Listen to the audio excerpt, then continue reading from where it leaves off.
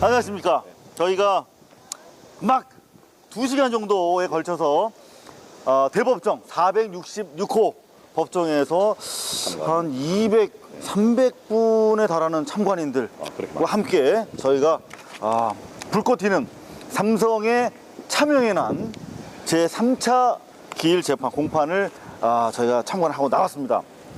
전반적으로 오늘 분위기 점점 좀 재밌어지는 것 같아요. 법률적인 부분을 넘어서서 이제 실질적인 거, 이를테면 저는 제일 재밌었던 게 이건희 회장이 이병철 회장의 유언장을 없앴다, 뭐 이런 주장까지 제기가 됐어요. 뭐 없앴는지 안 없앴는지는 모르지만 그런 유언장이 없다는 거죠. 무슨 말씀인 거 아니요? 이건희가 삼성그룹의 어떤 경영권을 승계했다라고 한다면 그것에 대해서 이제 그쪽에서는 주장하는 게 선대 회장의 유지라는 겁니다. 이병철이 그렇게 그런 식으로 이제 유산을 분배하기로 했다. 예, 그런 분배하기로 했고 이제 그 삼남인 이건희가 삼성그룹을 경영권을 승계하라고 이제 그 뜻을 가지고 있었다라는 건데 문제는 무엇인고 하니 그것을 명시한 유언장이 없다는 겁니다. 여러분 어떻게 생각하십니까? 말로 한 거야, 10여 년 동안. 그게 바로 이건희 씨 즉 주장인데요. 우리 좀 내려가서 좀 조용한 곳에서 많은 분들이 지금 한 수백 명 되시는 분들이 지켜보고 있는데 이상봉 교수님 많이 지금 유명해지신 것 같아요. 김상봉 교수님. 죄송합니다. 김상봉 교수님 정말 유명해지신 것 같아요. 그건 잘 모르겠습니다. 뭐 그 중요한 건 아니니까 우리 중요한 얘기에 집중하도록 하시죠. 좋습니다. 그럼 중요한 얘기하러 좀 조용한 데로 가겠습니다. 네. 자, 좀 조용한 곳으로 와봤습니다. 이거 서울중앙법원. 이건 뭐 TV에서 많이 보셨죠? 가정법원 막 나오고 그럴 때. 자, 조금 전에 저희가 이건희 씨가 이병철 아버지의 유서를 혹시 빼돌린 거 아니냐 이런 주장을 원고 측에서 했다 이런 얘기를 드렸는데 정말 왜 이런 얘기가 소설에나 나올 법한 맞습니다. 얘기예요. 왜 이런 얘기가 나오는지 좀 잠깐 설명을 드려야 되겠습니다. 지금 이건희 씨의 아버지인 이병철 전 삼성그룹 회장의 유언장이라고 하는 것이 앞으로 이병철 이건희 이렇게 다시 할게요. 이병철의 유언장이 지금 남아있지 않습니다. 근데 좀 이상하다라는 겁니다. 그이가 붓글씨도 잘 썼고 그거 충분히 남겼을 텐데 기록을 많이 하신 분이에요. 분명한 뜻을 남기기 위해서라도 유언장을 남겼을 텐데 유언장이 없다는 겁니다. 원고 측에서는 이걸 어떻게 해석을 하는고 하니 이병철이 마지막에 작고하기 직전에 마음이 바뀌었다. 처음에 이제 공개적으로 삼남인 이건희한테 경영권을 넘기겠다라는 식으로 공언을 했었는데 여기저기서 그런데 죽을 무렵에 대해서 생각이 바뀌었다 이겁니다. 역시 그래도 장자한테 넘어가야 되는 것이 아닐까 하고 생각이 바뀌어서 오히려 그렇게 바꾼 유언장을 썼을 개연성이 상당히 높다라고 하는 게 여러분 원고 측의 오늘 새로 나온 주장 또는 추측이라고 할 수 있겠습니다. 김상봉 교수님 말씀 참 좋으신데 말씀 중에 저를 한 번씩만 이렇게 쳐다보셔도 우리가 좀 친한 사이처럼 보일 것 같은데 좋습니다. 바로 그 부분이에요. 그래서 지금 다음 기일이 벌써 결론부터 말씀드리면 8월 29일 수요일 2시부터 오늘 그 대법정 466호 법정에서 제4차 공판이 진행이 되는데 원고 쪽으로 제보가 좀 많이 들어오는 것 같아요. 그러니까 이건희 씨가 아버지 이병철 씨의 유지를 어겨가면서 그 주장이에요, 주장. 어떻게 삼성을 자기 것으로 만들었는지에 대해서 뭐 얘기를 하겠다, 뭐 이런 식으로 지금 예고를 했어요. 그렇습니다. 재밌을 것 같아요. 그러니까 이게 지금 우리 이상호 기자님께서 말씀하시는 거 상당히 중요한 게 우리가 자명하고 당연한 거라고 생각하고 있었던 어떤 이건희의 삼성그룹 전체에 대한 지배권이 실제로는 이게 완전히 날림으로 된 거다. 아니면은 이게 무언가 아무런 법적인 근거 없이 이루어진 거다라고 하는 이야기가 결국 오늘 나온 중요한 얘기 주장입니다. 지금까지는. 근데 이런 주장도 했어요. 원고 쪽에서 이병철 회장의 유언장이 있었다면 소중하게 관리했을 거다, 삼성에서. 그런데 실제로 동아일보에 보면 유언장을 작성해서 변호인들한테 보관시키고 있다라는 기사가 나왔어요. 오늘. 자, 그런데 선대 회장의 뜻이 바뀌었기 때문에 이건희 씨에게 모든 걸 줄 의사가 없어졌다. 그렇기 때문에 이병철 회장 타계 25분 만에 전 사장단 회의를 이건희 씨가 소집해서 자기가 후계자로 올라섰다. 라고 지금 주장을 하고 있는데 저는 몰랐어요. 그러니까 이병철 회장 돌아가시고 나서 빈소를 차리고 가서 상주 노릇을 해야 돼. 상주 노릇을 한 게 아니라 예. 25분 사람이, 만에 예. 전체 사상장 회의를 열어서 예. 자신이 후계자로 등극했군요. 예. 야. 그러니까 어찌 보면 이게 일종의 찬탈이죠. 예. 그래서 그것도 이제 구테타가 아니라 혁명이라고 주장하겠죠. 뭐 예. 아, 네. 좋은 말씀입니다. 예. 좋습니다. 그러면 요 정도에서 다시 원점으로 돌아가서 예. 오늘 재판에서 나온 쟁점들 예. 간단하게 한번 정리를 해보겠습니다. 예. 먼저 원고 측 관제 담당자라는 말을 처음으로 꺼냈어요. 예. 이거 이제 차명 자산은 관제 담당자에 의해서 이건희 씨만 알고 예. 관리가 됐다. 예. 이런 주장을 했어요. 어떤 예. 내용이었죠? 그러니까 계속 지난번 이제 그 재판 때부터 그 당시에 10% 상한선 주식 소유 상한선 때문에 그 경영권을 안정적으로 관리하기 위해서는 방어하기 위해서는 차명 주식을 관리하지 않으면 안 되었다. 차명 주식을 소유하지 않으면 안 되었다라고 이제 주장을 했습니다. 그러면서 오늘 이제 새로 들고 나온 어떤 증거라고 하는 것이 무엇인가 하니 주식을 그 위탁 그 뭐라고 이제 관제 담당자 예, 관제 담당자. 예, 그리고 예. 또 명의수탁자. 명의수탁자 예, 라고 하는 사람들의 명단을 제출을 했죠. 예. 27, 28호인데요. 예.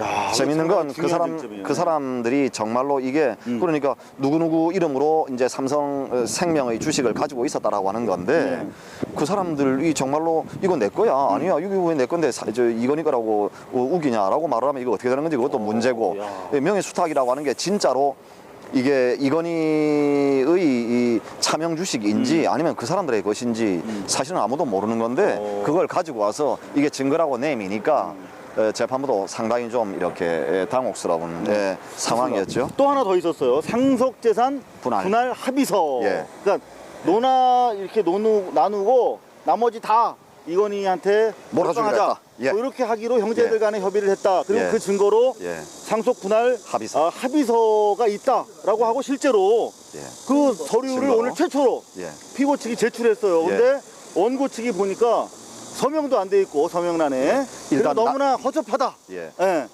천천히 말씀을 드리면 날짜가 빨리 말씀드렸어요. 날짜가 기록되어 있지 않다. 그 다음에 공증도 받지 않았다. 안 돼 있어. 서명도 되어 있지 않다. 그러니까 이게 무슨 합의 문서라고 말할 수 있냐라고 하니까 피고 측에서 나중에 그것에 대해서 뭐라고 대답을 했죠? 순차적으로 예. 동의를 받았다. 예. 예. 어차피 그 내용 자체는 선대회장 때 참 선대회장 참 피곤하시겠습니다 요새 무덤 속에서. 그래서 선대회장 때 다 합의가 되어 있었던 걸 끝난 얘기를 그냥 형식적으로 말하자면 그 세무조사 때문에 그걸 만들었다는 겁니까? 그렇죠. 그 예. 증서를 예. 형식적으로 만들어 본 거지.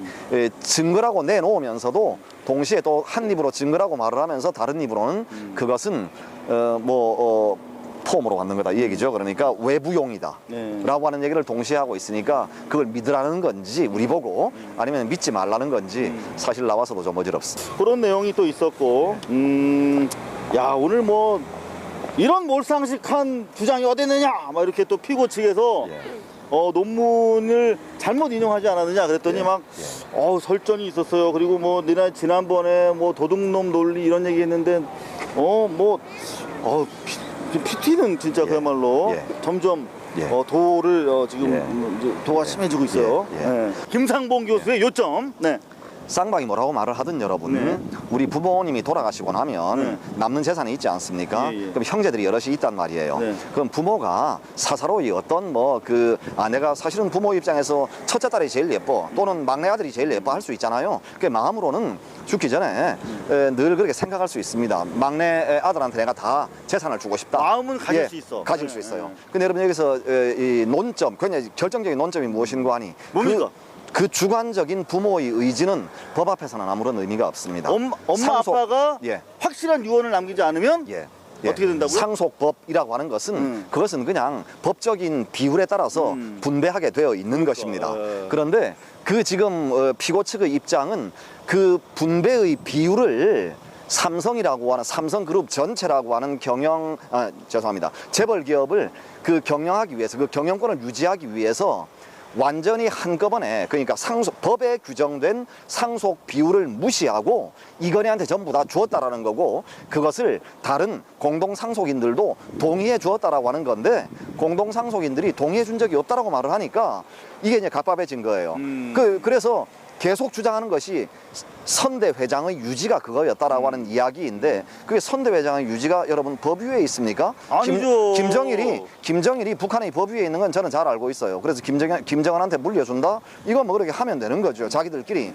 근데 이 나라에서도 엄연히 민주적인 법치국가에서 아니 이병철이 나 좀 묶어가지고 이건희한테 주고 싶어 라고 말하면 되는 겁니까? 이거 안 되는 거거든요. 그러니까 피고 측에서는 오늘 뭐라고 결정적인 말을 했는 거 아니? 네. 야, 이게 무슨 시정의 잡배들이냐, 삼성이? 이게 지금 보통의 가족들하고 달라, 우리는 삼성이야 라고 하는 얘기를 오늘 하니까 재판장이 그건 좀 기분이 좀 나빴던 자, 모양이죠. 정말 이게 이제 경제 민주화가 대세는 대세인 것 같아요. 결국은 어떤 쪽으로 논리가 기결이 되냐면 이렇게 정확하게 말씀하셨어요. 피고 이건희 측이 한 말입니다. 네. 재산을 특정할 수 있는 일반 가정의 경우와 다르다. 더구나 국가 경제 사회에 영향을 미칠 수 있는 대기업의 상속 사건인 만큼 달리 봐야 한다. 이 가족의 일반적인 분쟁과는 동일시해서 안 된다. 다시 말씀드려서 우리가 일반적으로 알고 있는 법에 규정되어 있는 상속법의 조항을 여기에 적용해서는 안 된다라는 얘기니까 자기들이 우리는 법 위에 있다라는 말을 지금 하고 있는 거죠. 그랬더니 원고 측에서는 그런 말이 어디 있느냐, 이건 여기다 제가 써놨는데 이제 안 보이고 있어가지고 제가 찾으면 말씀드릴 건데, 여하튼 간에 민주적인 국가에서 어떻게 그런 주장을 할 수 있느냐? 네, 이건 법치국가입니다. 네, 법치국가에서 그렇게 주장을 할 수 있느냐라고 했더니 재판부에서도 그걸 받았어요. 예. 그렇게 특정되는 특징적인 사안으로 해서 일반론에서 벗어나는 주장을 하지 말라, 이렇게 했습니다. 여하튼 결국은 경제 민주화에 대한 논의로 이제 서서히 접근하는 것 같아요. 예. 결국 오늘의 문제는 대한민국의 법치국가가 맞는가, 삼성도 법의 어떤 원칙, 법의 지배 아래 있는가라고 하는 건데, 피고들은 우리는 법 위에 있다? 라고 오늘 얘기한 겁니다. 여러분 스스로 한번 판단해 보십시오. 삼성은 상속법 적용받지 않는다고 합니다. 네, 이게 오늘 논점이었습니다. 삼성은 법치의 예외를 인정해야 한다. 뭐 이런 이제 경제 민주화에 대한 논의로 좁혀지고 있는데요. 다음 재판 8월 29일 오후 2시부터 열리는데요. 어떻게 전망하고 계십니까? 예, 사실은 전망이 안 되죠. 여러분, 제가 무슨 점쟁입니까? 그리고 한국 사회가 예측 가능한 사회입니까? 법이 있습니까? 원칙이 있습니까? 상속법을 자기는 적용받지 않겠다라고 하는 자들과 함께 이게 지금 이루어지고 있는 상속 재산 분할 청구 소송인데, 이게 법이 이기는지 아니면은 억지가 이기는지 폭력이 이기는지 우리가 한번 두고 보십시다. 저도 모르겠습니다. 그렇습니다. 자, 그런데 또 왔어요? 저 학생 지난주에 왔던 학생인데 고대 누구더라? 서정원입니다. 예, 반갑습니다. 고려대학교 고려대학교 정보통신대학 1학년 서정원입니다. 네, 우리 이명박 대통령을 배출한 사학의 명문이죠. 예. 자, 그런데 지난주에 이어서 지난달에 이어서 이번 달에 또 왔는데, 네. 야, 아니 이번에 책까지 가져왔어요? 예. 기업은 누구의 것인가? 김상문 교수. 아니 책 광고를 하면 안 되지. 자, 좋습니다. 감사한데 이러면 안 돼. 네. 자, 오늘 재판 어땠어요? 총평. 오늘 재판은 좀 불편한 느낌이 있었어요. 왜냐면은 자리가 편하고 넓고 쾌적했는데. 근데 그 변론하는 도중에 피고 측 변호인이 재밌는 말을 하나 했어요.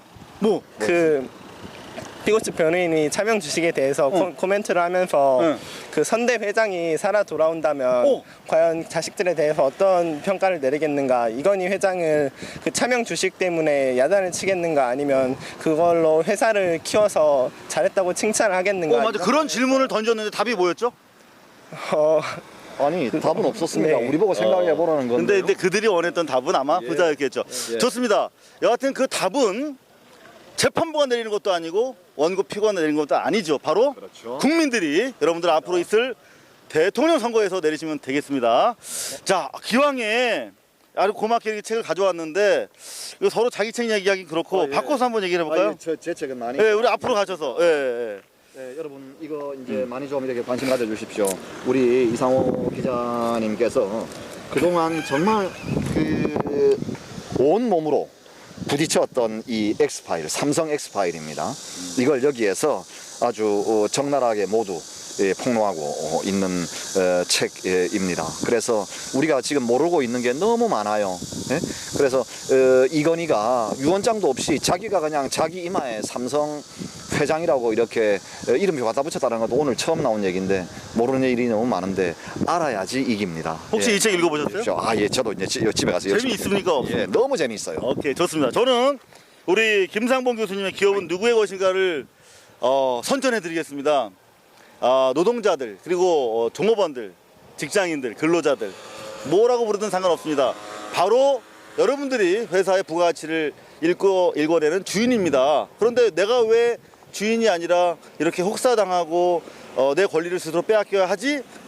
하고 불만이 있지만은 뭐라고 근거가 없어서 주장하지 못하는 분들 이 책 읽어보십시오. 노동자가 왜 주인인지 그리고 근로자와 종업원이 왜 회사의 주인인지 여러분들이 역사적으로 그리고 사회적으로 모든 사례를 통해서 자신감을 가질 수 있도록 만든 책입니다. 꼭 이 책이 이상호 기자 엑스파일보다 더 많이 팔렸으면 하는 바람으로 전해드렸습니다. 저희가 오늘 뭐 재판 중계도 해드리고 시청자 참여도 하고 책 광고까지 했으니까 일석삼조였습니다.